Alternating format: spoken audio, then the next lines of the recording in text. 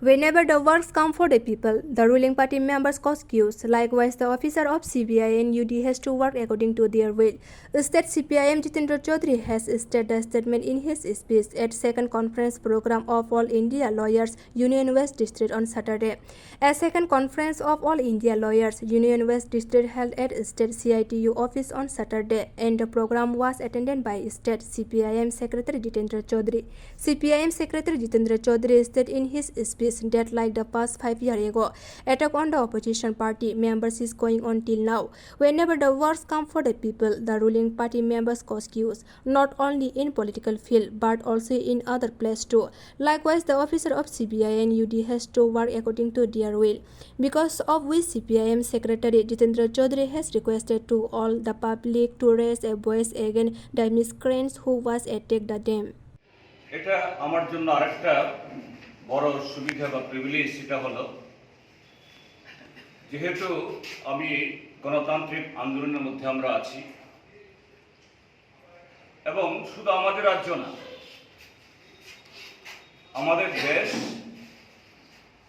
আমাদের দেশের স্বাধীনতার পর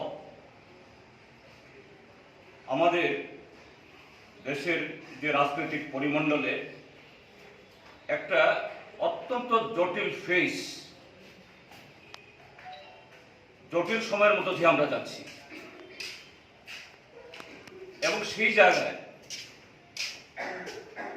আমাদের দেশের সমস্ত প্রফেশনের লোক এরকম একটা রাজনৈতিক ব্যবস্থায় আমাদের সংবিধান গণতান্ত্রিক অধিকার যখন একটা সংকটে পড়ে,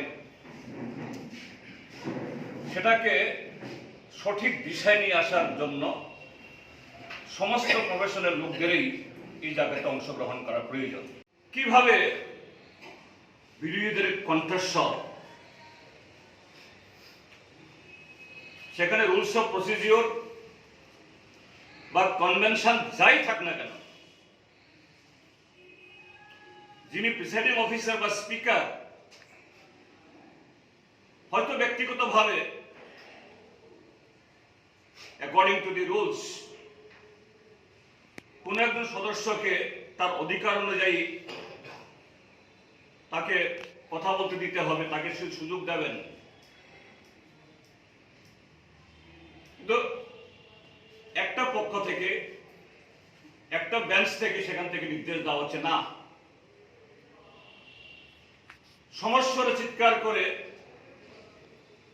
সমস্ত ধরনের শালীনতা এবং ডেকোরাম এটাকে নস্যাৎ করে দিয়ে সেখানে জনগণের বক্তব্য, বিরোধীদের বক্তব্য এবং একজন সদস্যের বক্তব্য উত্থাপন করার দিক থেকে বাধা দেওয়া হয়, এই জায়গায় চলে গেছে। তো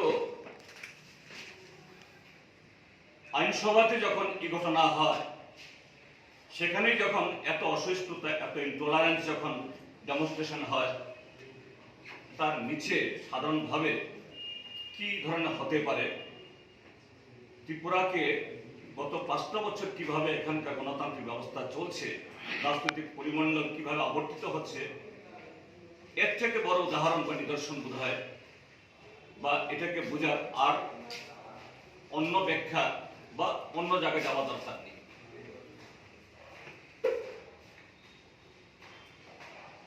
তার সাথে আমি যেটা বলতে চাইছি, শাসক দল যখন এইভাবে, শুধু আমাদের দেশে না, পৃথিবীর প্রায় সমস্ত দেশে যা নানাভাবে বর্তমান এই ইন্টারনেটের যুগে আমাদের কিছু জানার বা কিছু করার সুযোগ সেখানে হয়, কিভাবে মানুষের রাইট কার্টেল হয়, এবং সেই জায়গায় যারা স্বৈরাচারী শাসক দল, গণতন্ত্র যেখানে খর্ব হয়, তার এখন নতুন ইনস্ট্রুমেন্ট মানুষের বাক স্বাধীনতা, মানুষের অধিকার রক্ষার দিক থেকে একদিক থেকে সেই স্বৈরাচারী তার কর্মকাণ্ড তা আছে, আরেক দিক থেকে হলো যে প্রশাসন যন্ত্র, গভর্নমেন্ট মেশিনারি, কনস্টিটিউশনাল ইনস্টিটিউশন, এগুলিকেও কিভাবে এই কায়েমি স্বার্থকে, অর্থাৎ তাদের জনবিরোধী চেহারা বা তাদের অটোক্রেটিক চিন্তা ভাবনাকে চাপিয়ে দেওয়ার জন্য ব্যবহৃত হয়, এটা বলার অপেক্ষা রাখে না। আপনারা যারা আইনজীবী, আপনারা এটা আরো ভালোভাবে এসব বিষয়ে চর্চা করেন বা প্রতিদিন দেখেন এগুলো। আজকাল আমাদের যে এই দেশের সর্বোচ্চ ইনভেস্টিগেশন যে সংস্থা সিবিআই, এনফোর্সমেন্ট ডাইরেক্টরেট,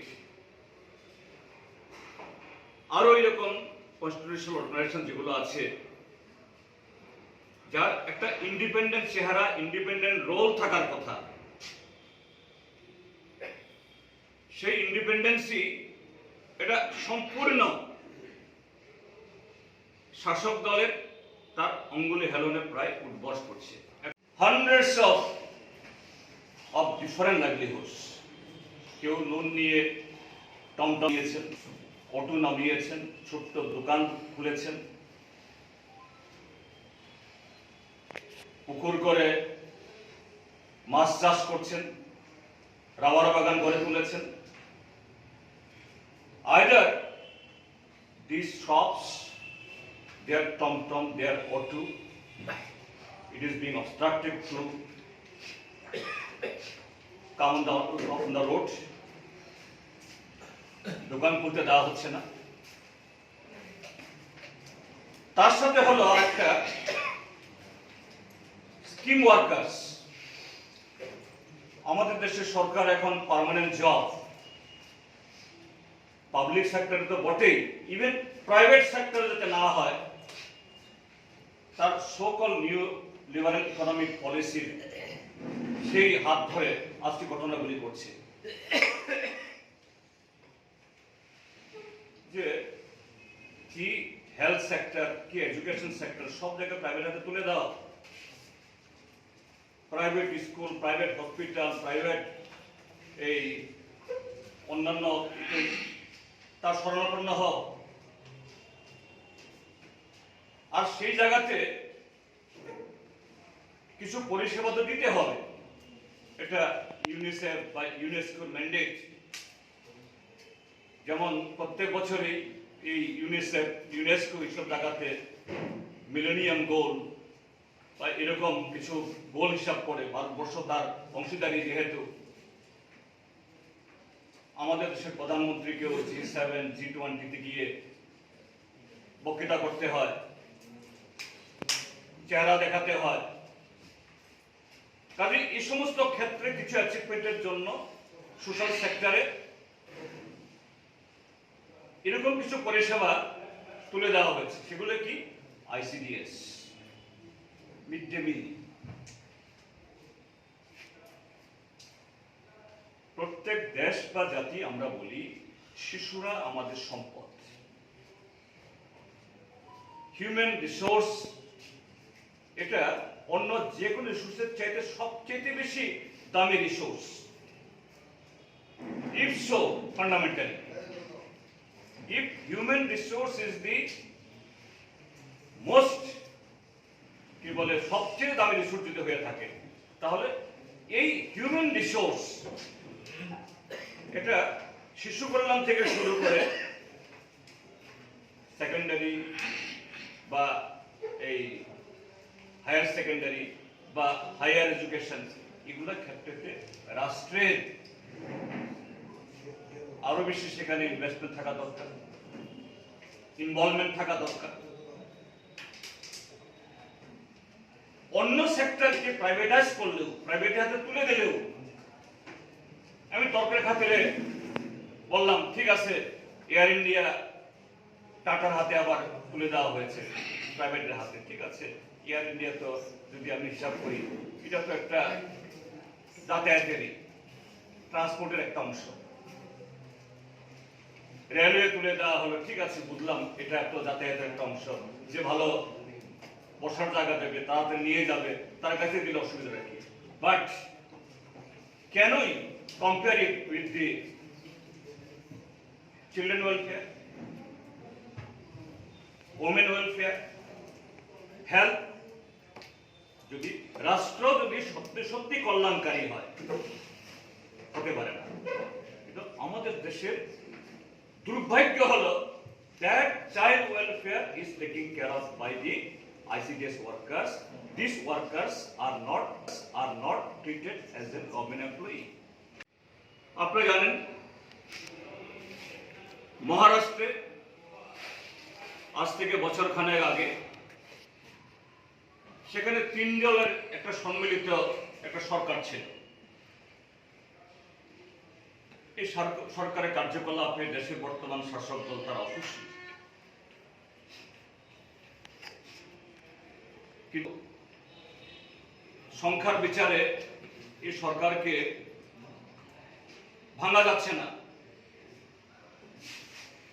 কি করা হলো? এই 3টি দলের সরকারের যে বড় শরিক শিবসেনা, তাদের কিছু এমএলএকে একদিক থেকে ইডি সিবিআই এর ভয় দেখিয়ে দুর্বল করে, আরেক দিক থেকে কালো টাকার প্রলোভন দেখিয়ে এদেরকে মুম্বাই থেকে উড়িয়ে নিয়ে এসে গুয়াহাটিতে একটা হোটেলে মাসখানেকের বেশি সেখানে ভরে রাখলো, দল ভাঙলো, দল তৈরি হলো, এবং মাঝখানে আরোই ভাবে হলো, কিন্তু দল তো ভালো চলছে না, সুবিধাবাদীদের জোট চলতে পারে না, তার ভবিষ্যৎ পরিণতি আরো খারাপ হবে। গত কদিন আগে সেখানে আমাদের দেশের মাননীয় প্রধানমন্ত্রী গিয়ে পৌঁছলেন এবং ঘটনাচক্রে যেহেতু সেই সরকারের বিরোধীদের এবং সে রাজ্যে সেখানকার বর্তমান যে সরকারের প্রধান বিরোধী দলগুলোর মধ্যে অন্যতম হল একটা party NCP, nationalist Congress party, Sharad Pawar, এবং সেই শারদ পাওয়ার শুধু মহারাষ্ট্রের ক্ষেত্রে না, গত 9 বছর ধরে চলা এই দেশের যে রাজনৈতিক পরিমণ্ডলে আমাদের দেশের সংবিধানের বিরুদ্ধে, অর্থনীতির বিরুদ্ধে, জনস্বার্থের বিরুদ্ধে এবং সার্বিকভাবে দেশকে যেরকম ভাবে একদম রসাতলে নিয়ে যাচ্ছে, তার বিরুদ্ধে আগামী লোকসভা নির্বাচনকে লক্ষ্য রেখে একটা জোট তৈরি করার, মঞ্চ তৈরি করার একটা প্রক্রিয়ার মধ্যে শারদ পাওয়ারের ব্যক্তিগত ভূমিকা বা দলের ভূমিকা সেখানে একটা উল্লেখযোগ্য ভূমিকা পালন করছেন। সেখানে গিয়ে প্রধানমন্ত্রী শাসাচ্ছেন মুম্বাইয়ে গিয়ে एनसीपी के। एनसीपी बहुत छोटा हो सकता है, लेकिन एनसीपी का पीछे जो घोटाला वो भी छोटा मोटा नहीं है। 75,000 करोड़ का घोटाला, अर्थात एनसीपी যে সমস্ত নেতা মন্ত্রীরা আছেন তোমাদের বিরুদ্ধে 75,000 কোটি টাকার ঘোটালা, দুর্নীতি। किसी को हम रिहाई नहीं देंगे, কিছু के নিয়ে छोड़ेंगे। 72 ঘন্টা পার হলো না, যাদেরকে স্বয়ং প্রধানমন্ত্রী মুম্বাইয়ের মাটিতে দাঁড়িয়ে যাদের বিরুদ্ধে এত নিশানা ছুড়লেন, তোমাদের বিরুদ্ধে 75,000 কোটি টাকার ঘোটালা, কাউকে ছাড়া হবে না। তাদেরকে ভাঙিয়ে নিয়ে রাতারাতি একেবারে সরাসরি, শুধু দল ভাঙানো না, সরাসরি রাজভবনে নিয়ে গিয়ে ডেপুটি চিফ মিনিস্টার পদে বসানো এবং তার দুদিন বাদে সেই ইডি সিবিআই অর্থাৎ ৭৫,০০০ কোটি টাকার ঘোটালা এটা সব ওয়াশিং মেশিনে পরিষ্কার হয়ে গেল। They are not guaranteed with any pensionary benefits. They are not privileged with other benefits what even other normal employees they are enjoying. কিন্তু কি হচ্ছে এবার এই গভর্নমেন্ট নতুন করে আসার পর ইন্টিমিডেশন যে কোন জায়গায় চলে যাচ্ছে। ICDS ওয়ার্কারকে বলছে no, you had been seen that you have participated in one rally of a particular party. Now you can't continue in your service. Mid day meal worker, স্কুলে যারা বাচ্চাদেরকে মিড ডে মিল করে, এটা তো কোনো অফারও নেই, কিছু নেই, জাস্ট স্কুল ম্যানেজমেন্ট কমিটি একটা রেজুলেশন নিয়ে এদের অ্যাপয়েন্টমেন্ট, সেভাবে তার বেতন পায়, কিছু বেতন তো বলা হয় না, এটাকে অনারিয়াম পায়। They are being asked from tomorrow, don't approach to this school, don't approach to the boundary of this thing. This way, very fundamental rights of the very marginalized people, transport workers, transporters, mid-day meal worker, pump operator, ICDS worker, and so many, their livelihoods are under assault.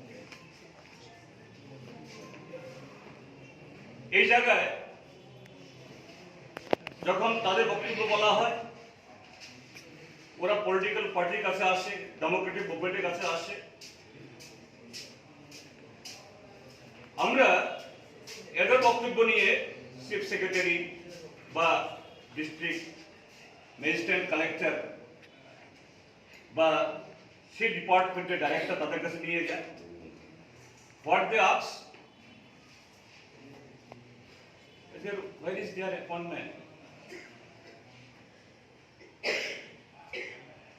কেউ কেউ বলে তাদেরকে যে ফোর্সিভলি এইভাবে এদের যে কাজের জায়গা থেকে সরিয়ে দেওয়া হয়েছে,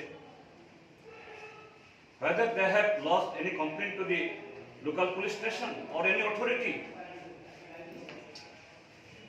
তো আপনারা ভাবুন, এই জায়গায় যখন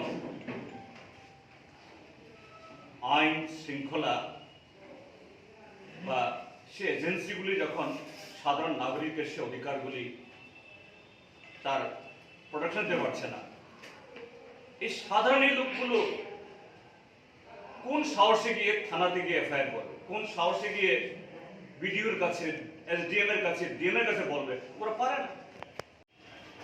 এই সংবিধান প্রত্যেক নাগরিককে, প্রত্যেক রাজনৈতিক দলকে, প্রত্যেক সংস্থাকে আমাদের এই সংবিধানের তার যে বিভিন্ন ধারা বা তার বিভিন্ন যে ভাবনা অনুযায়ী তাকে তার সে অধিকার এটাকে সুনিশ্চিত করা গ্যারান্টি দেয়। কিন্তু গত 5টি বছর আমাদের ত্রিপুরার মধ্যে আমরা কি প্রত্যক্ষ আমরা করছি? প্রথমত, যে মানুষ তার ব্যক্তির ক্ষোভ বা ব্যক্তির ইচ্ছা বা অনিচ্ছা এটা প্রকাশ করা অধিকার, এটা আমাদের সাংবিধানিক অধিকার বা ফান্ডামেন্টাল রাইট। এই রাজ্যের মধ্যে এটা শুধু মাঠে ময়দানে, যেখানে রাজ্যের শাসক দলের তাদের স্বার্থের বিরুদ্ধে একটা কথা বলে, তাদের জনবিরোধী কার্যকলাপের বিরুদ্ধে একটু আঙ্গুল তুলে সেখানে সে ব্যক্তি, সে সমষ্টি বা সে গোষ্ঠীর তার প্রতিবাদ করার সুযোগ নেই। সর্বত্র যে একদলীয়, অর্থাৎ একটা দলের ইচ্ছা অনুযায়ী সেখানে চলতে হবে, গত 5টা বছর আমরা দেখছেন, প্রত্যক্ষ করছেন এখনো, যে কেউ একটু বিরোধী কথা বলতে চাইছেন, তার উপর নানা ধরনের আক্রমণ নেমে আসছে। এটা শুধু এখন মাঠে ময়দানের মধ্যে সীমাবদ্ধ না, বিধানসভা, বিধান কাউন্সিল, লোকসভা, রাজ্যসভা, আমরা এটাকে বলি আইনসভা, এখানে আইন প্রণয়ন হয়, জনহিতে সে আইন প্রয়োগ হয়, তার ভিত্তিতে সেখানে সরকারের নীতি নির্ধারণ হয়। সেখানেও সোশ্যাল মিডিয়া বা মিডিয়া দৌলতে অতি সাম্প্রতিক কালে আমাদের রাজ্যের যে বিধানসভা অধিবেশন হয়ে গেল, সেখানে নিশ্চয়ই দেখেছেন, যদিও মাইনরিটি, বাট হাউ মাইনরিটি হয়েও 60% উপরে রুল করার সুযোগ তৈরি হয়েছে, আমি সেটা দেখাচ্ছি না। All aware of this thing. Immediate after result সারা রাজ্যে বন্যোৎসব শুরু হল। টিল 21 মার্চ 2 তারিখে ভোট গণনা হয়েছে। এবার বোধ হয় 8 কি 9 তারিখে ভোট টেকিং হয়েছে, না 8 তারিখ মনে হয়, না 9 তারিখ, না 9 তারিখ তো গতবার 9 তারিখ হয়েছে, এবার 9 তারিখ, এবার তো হয় 10-12। এনিওয়ে, সেই তারিখের 2 সপ্তাহের মধ্যে there were more than 2000 incidents of post-poll violence. Incidents এর নেচার কি? নেচার বাড়িঘর জ্বালিয়ে দিচ্ছে, দল বল গিয়ে লুট করছে, একদল ফায়ার সার্ভিসকে আটকে রাখছে, আরেক দল থানাকে শাসিয়ে বলছে খবরদার টেলিফোন এলেও যেতে পারবেন না। More than 200 such cases we have already registered, এবং properties of crores of earth destroyed, either looted. এবার ত্রিপুরা যে ডেমোক্রেটিক মুভমেন্ট একটু সরগর হওয়ার কারণে ইমিডিয়েটলি আমাদের, অর্থাৎ বিভিন্ন পলিটিক্যাল পার্টির সেন্ট্রাল লিডারশিপ, তারাও একটু সরগর হলো, তারাও একটু অ্যাক্টিভ হলো। একটা পার্লামেন্টারি টিম আসলো, 7 জনের একটা এমপি দল, তারা গেলেন, গিয়ে আক্রান্ত হয়ে গেলেন বিশালগড়ের নেহালচন্দ্রনগরে। এটা আরেক দিক থেকে হোল কান্ট্রিতে যে ন্যাশনাল মিডিয়া